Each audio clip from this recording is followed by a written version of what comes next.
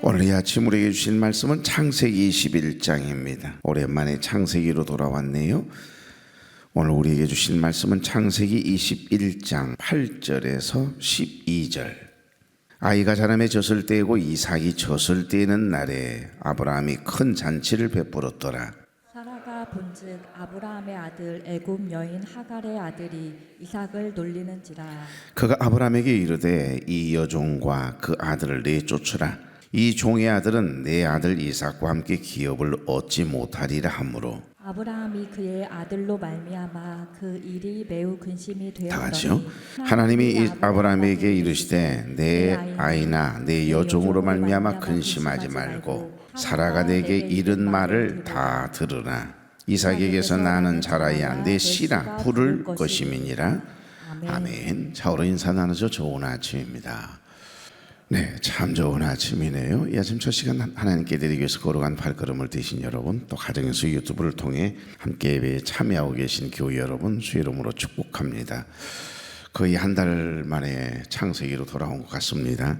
창세기 1장부터 11장까지는 인류의 일반 역사가 기록이 되어 있습니다. 그래서 제네시스라 그러죠. 태초, 모든 시작이 하물며 죄의 시작까지도 다 기록되어 있는 부분이 바로 창세기 1장부터 11장 인류의 일반 역사의 기록을 통해서 증언하고 있습니다.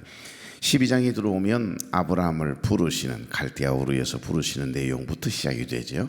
12장부터 마지막 50장까지는 네 족장의 이야기, 그 네 족장과 함께 사이드맨이라고 할 만큼 함께 조금씩 들어있는 다른 형제들에 대한 이야기도 담겨져 있죠. 아브라함 이야기에는 이삭이 따라가지요. 그 다음에 이삭의 아들 야곱, 그 다음에 누가 족장일까? 유다가 장자의 복을 받지만 사실은 요셉의 이야기가 훨씬 더 많습니다. 그래서 네 족장에 대한 이야기가 담겨 있거든요. 여러분 12장부터 50장까지를 족장시대라고 이야기하는데 그 족장시대는 한마디로 뒤를 이어가는 절박한 싸움의 시기입니다. 어떻게든 하나님만을 경외하는 약속의 자녀들만으로 뒤를 잇고 믿음의 가문을 이어가기를 원했기 때문에 낯선 땅에서 그리고 사방을 에워싸고 있는 결코 우호적이지 않는 부족들, 영적으로 타락하기 쉬운 환경들, 어떤 척박한 생활들, 늘 공격해 오는 틈바구니에 살아가면서 영적으로 넘어지지 않으려고, 타락하지 않으려고 몸부림치며 보낸 시기가 바로 족장시대거든요. 지금 어찌 보면 유혹이 많은 세상, 이 험한 세상을 살아가는 저와 여러분이 살아가고 있는 시대가 족장시대라 해도 별 다름이 없습니다. 그래서 성경에 보면 계속해서 하나님 자신을 뭐라고 이야기하죠? 나는 누구의 하나님? 그러니까 누구의 아버지야 난 우리 아버지가 누굽니다. 이런 표현들 말이죠. 그러니까 성경에 보면 상당히 많은 부분 하나님 자신을 나는 아브라함의 하나님이다. 나는 그의 아들 이삭의 하나님이다. 또 야곱의 하나님이라고 표현하시는 내용이 종종 나옵니다. 그리고 하나님께서는 그들을 그냥 쓰지 않으셨어요. 그들을 복의 근원으로 믿음의 조상 삼기 위해서 그들을 복의 근원으로 세워주시기 위해서 철저하게 믿음 훈련을 하거든요. 그런데 그 훈련은 3대에 걸쳐서 믿음의 족장들에게 동일한 훈련입니다. 아브람, 이삭, 야곱 이 세 사람만 생각을 해보십시오. 첫 번째 훈련은 본토 친척 아비집을 떠나는 훈련인, 두 번째 훈련은 버리고 내려놓는 훈련입니다. 소중한 내가 귀하게 여기는 것까지도 내려놓도록 버리도록 이런 훈련을 시키세요. 그리고 세 번째 훈련은 이제 마지막 클라이막스지요.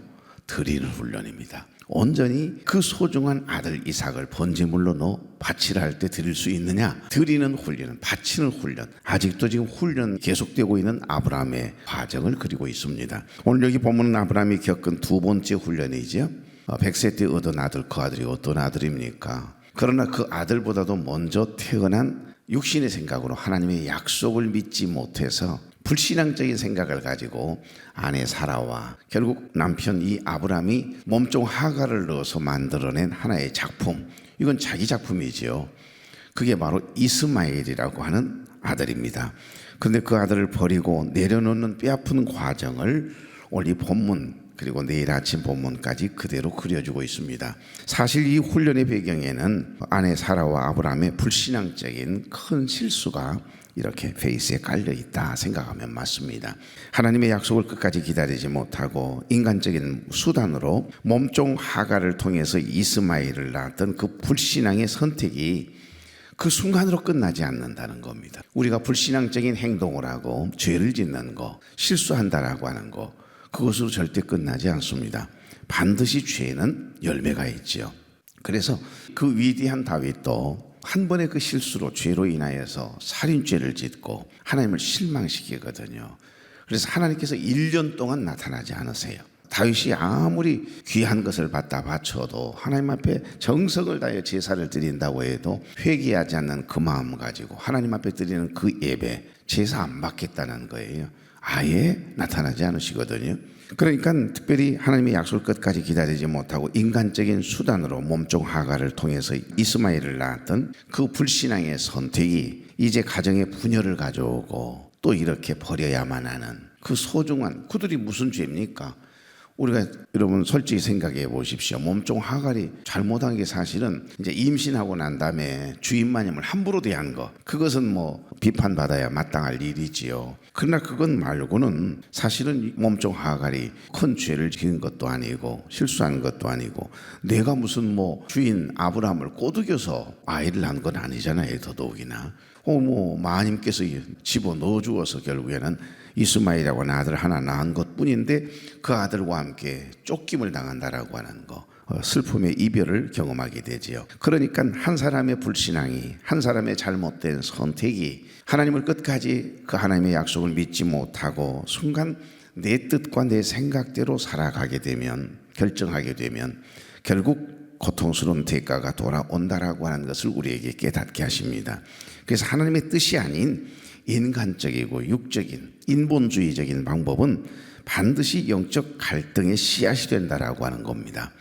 그러나 지금 비록 우리가 손해가 되는 것 같고 뭔가 좀 뒤처지는 것 같아 보여도 성령보다 기도보다 앞서지 아니하고 온전히 하나님의 생각과 뜻에 따라서 하나님의 인도하심을 받는다는 건 하나님을 사랑하는 자 곧 그의 뜻대로 부르심을 입은 자들에게는 모든 것이 합력하여 선을 이루노니라. 반드시 선이 되게 하세요. 여러분 창세기를 읽어보시면 하나님께서 아브라함을 8번 찾아와 주셔서 만나 주시는 장면들이 연출되고 있거든요. 오늘은 여기 7번째 하나님께서 아브라함에게 찾아오신 내용이 성경에 기록이 되어 있거든요. 이 8번의 나타남 속에서 하나님은 아브라함에게 무엇을 말씀하고 계시는지, 왜 아브라함을 부르셨는지에 대한 깊은 은혜가 있습니다.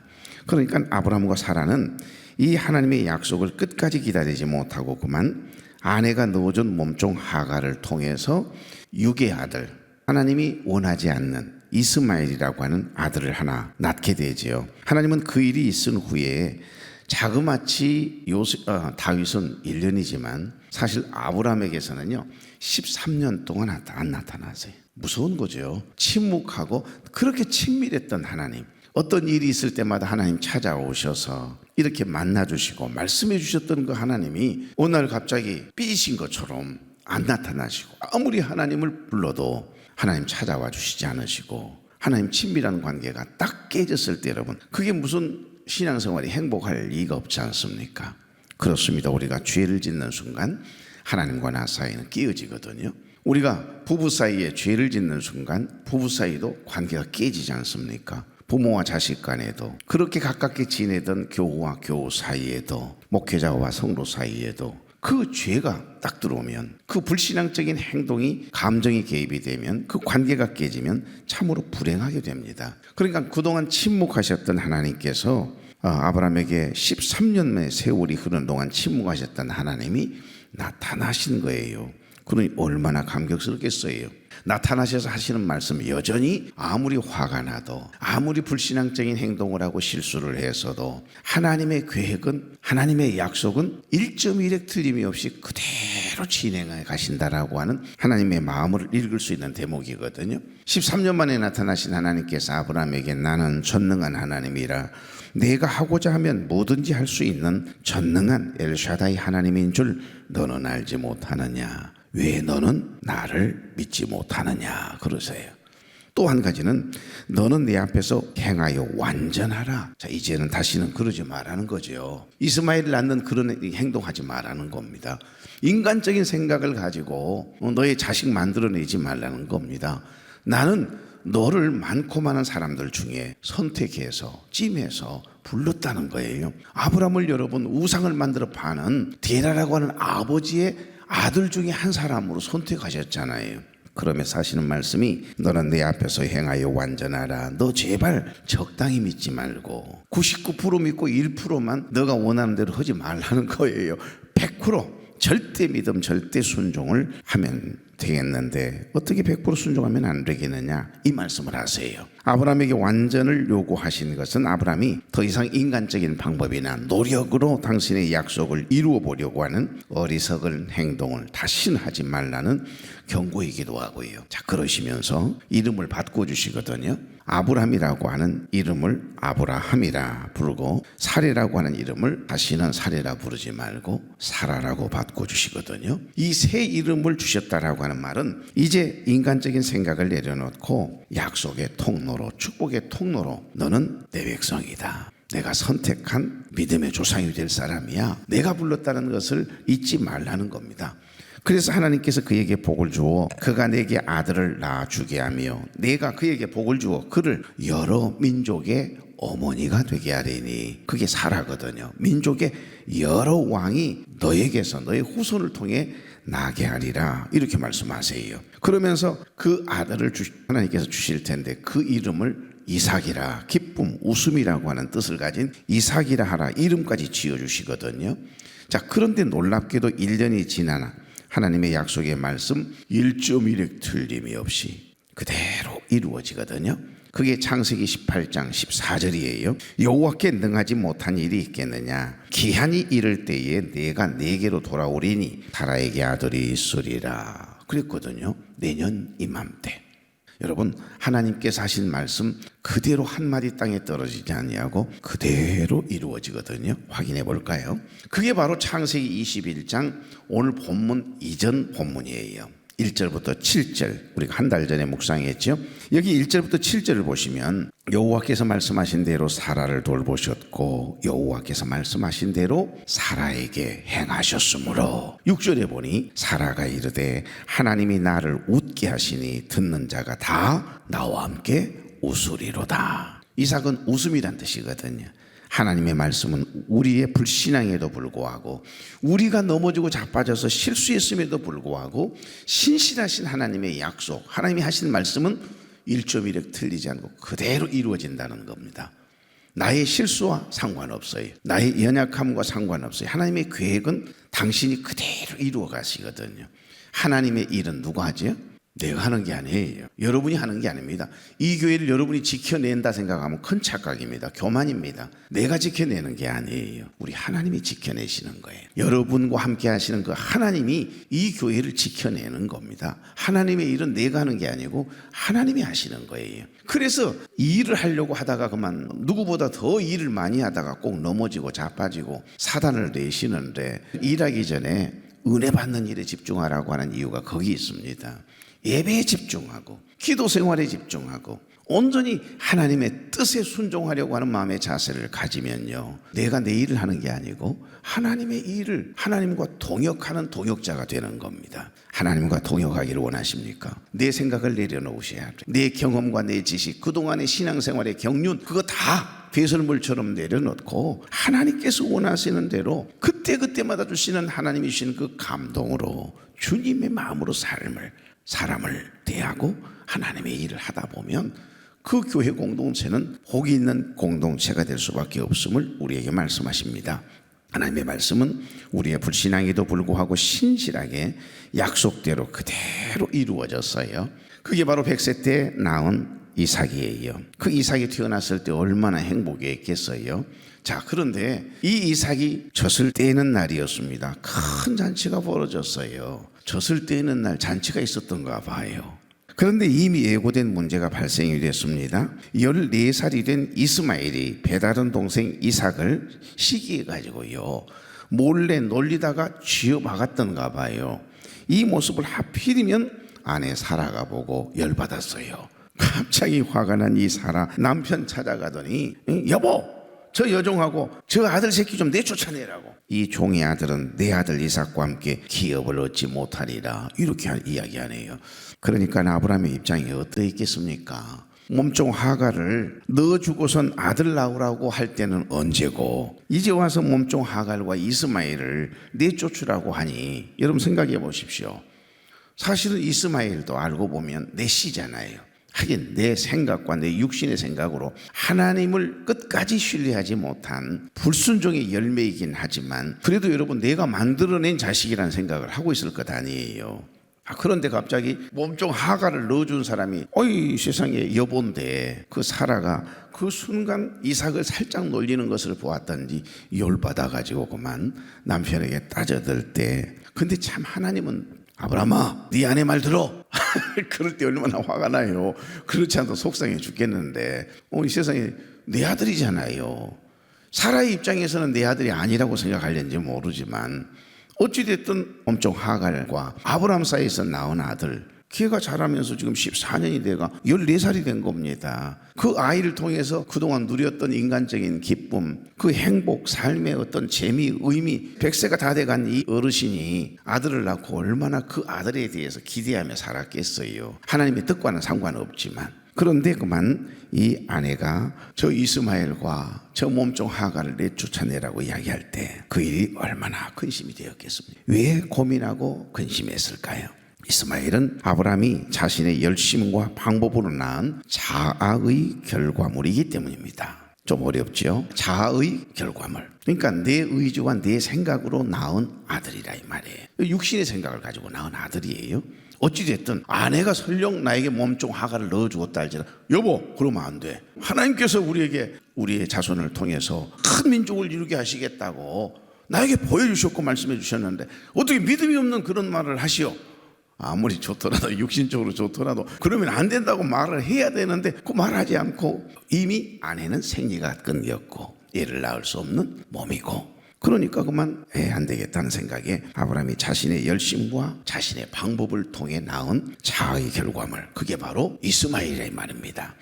저는 이 말씀을 가만히 묵상하면서 심리학적으로 접근을 해보았습니다. 그러니까 이 말 자아의 결과물이다. 그러니까 이 관점은 심리학적으로 풀이를 하다 보면 사실은 이 false self라고 하는 단어가 있습니다. 거짓자기예요. 진짜가 아니라 거짓자기. 그 거짓자기와 욕구의 투영이라고 하는 측면에서 해석해 볼 수가 있거든요. 심리학자 도널드 위니콧이라고 하는 개념을 빌려오자면 이스마엘은 이 아브라함의 거짓자기가 만들어낸 산물이라고 보는 겁니다. 그러니까 진정한 자기의 소망인 하나님의 약속이 지체되자, 그러니까 이 아내는 진짜인 내가 간절히 소망하는 소망이 있을 거 아니에요. 그 소망이 뭐죠? 하나님이 아내 사라를 통해서 임신케 해서 낳을 아들에 대한 소망이에요. 자기 소망, 진짜 소망이에요 이건. 그런데 가짜 소망이 있어요. 내 방법을 통해서 내 어떤 자아가 결국 하나 만들어내 가지고서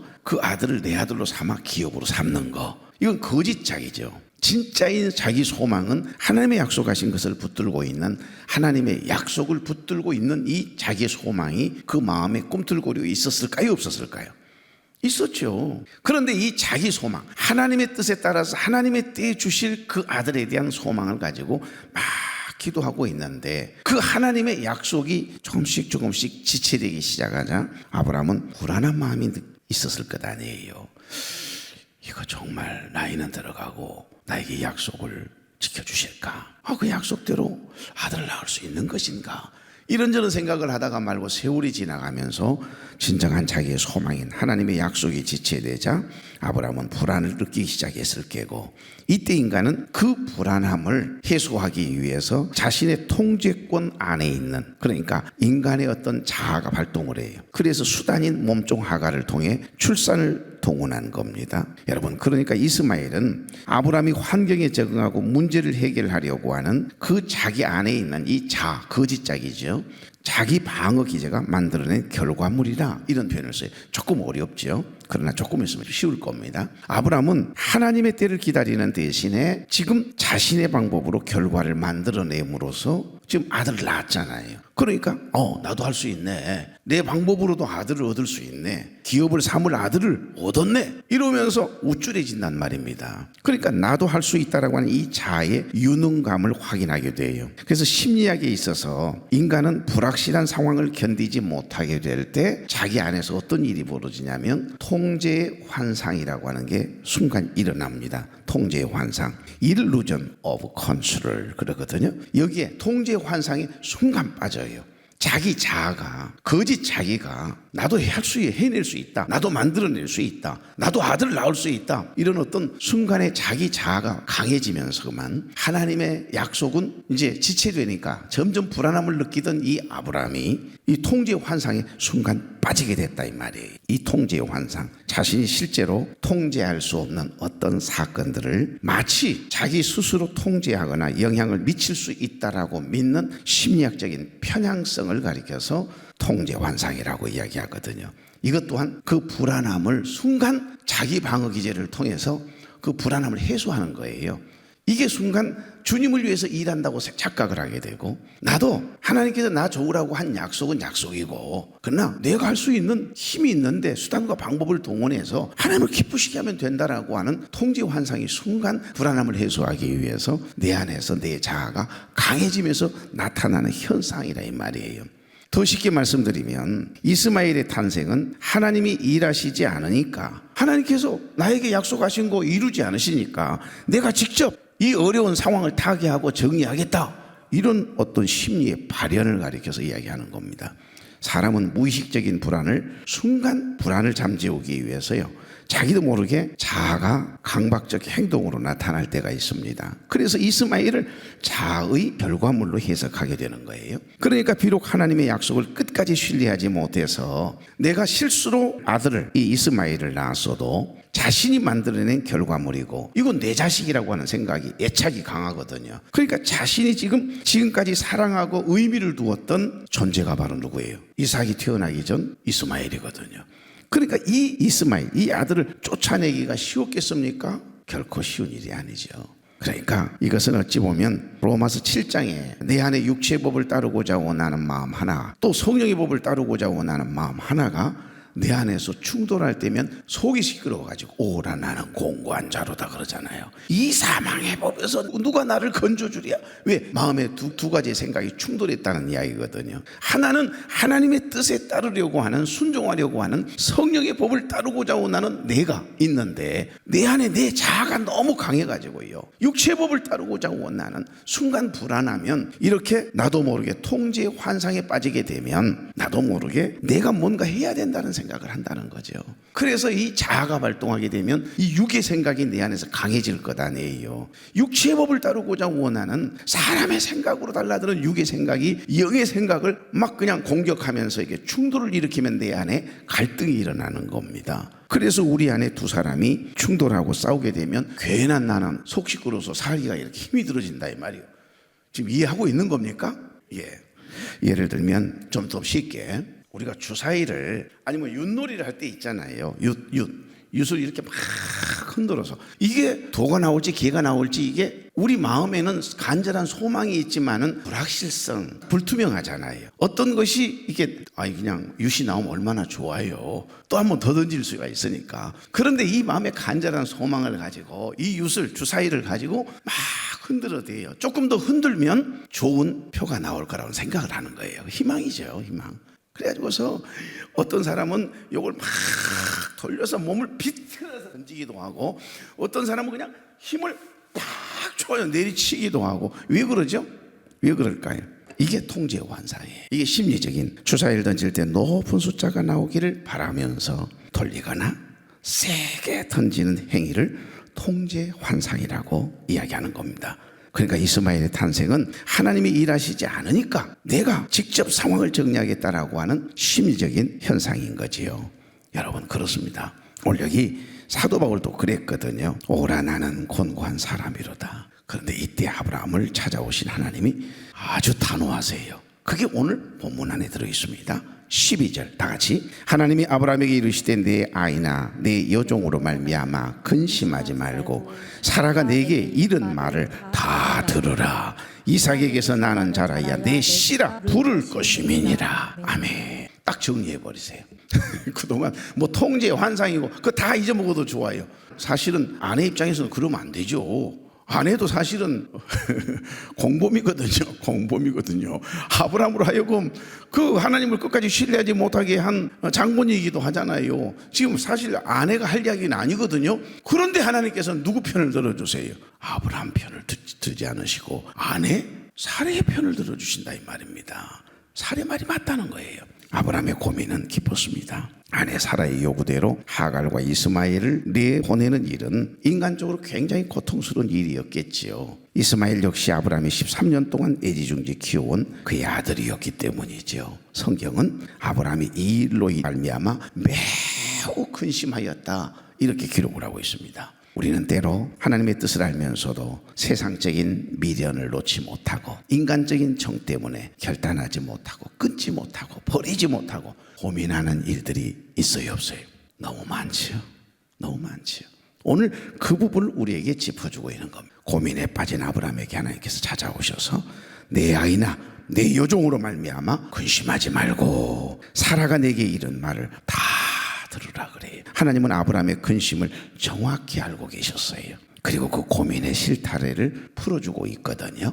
우리가 고민에 매몰되어 있을 때 문제 해결의 열쇠는 항상 내 생각이 아니고요. 여러분이 생각하면 생각할수록 사람만 보여요. 그러나 기도하면 기도할수록 하나님만 보이게 되어 있는 겁니다.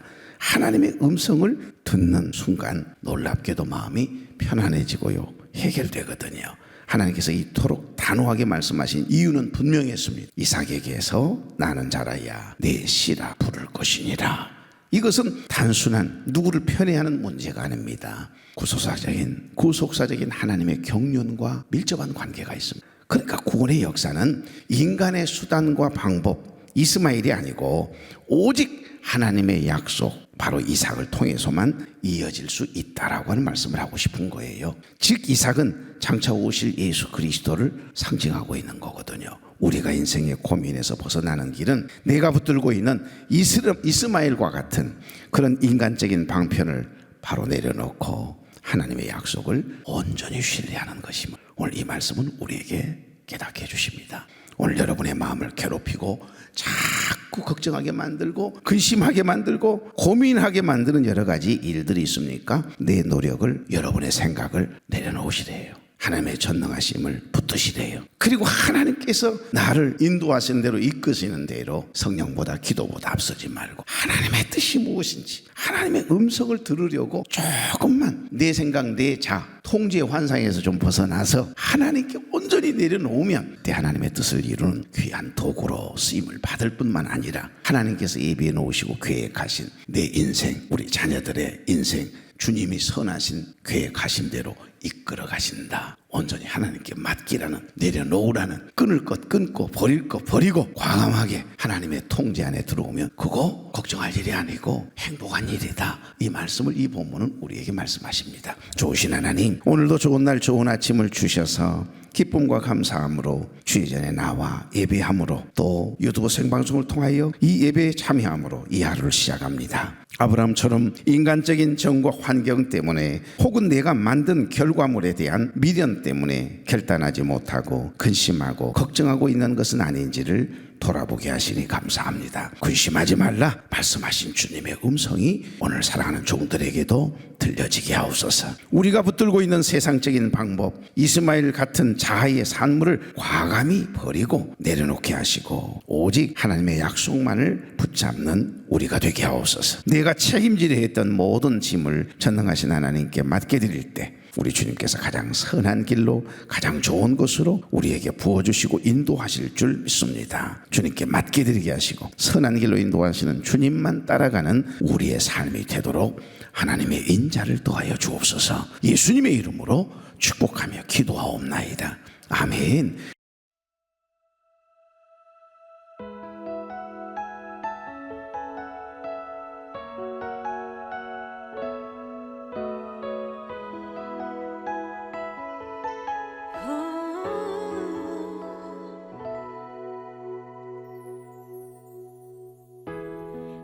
따스한 성령님 마음으로 보내 내 몸을 감싸며 주어지는 평안함 만족함을 느끼네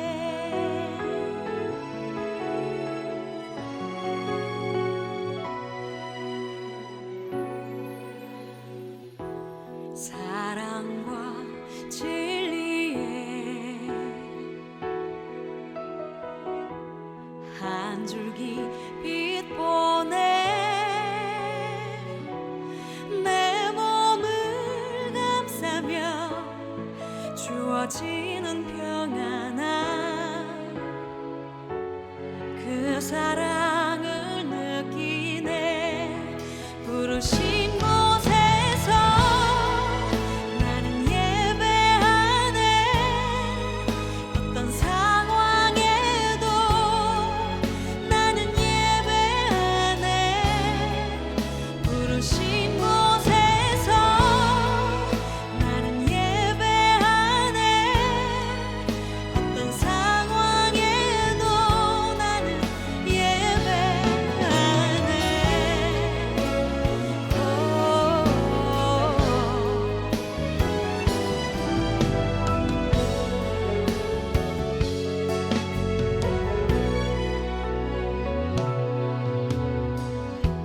사랑과 진리에 한 줄기 빛 보내 내 몸을 감싸며 주어진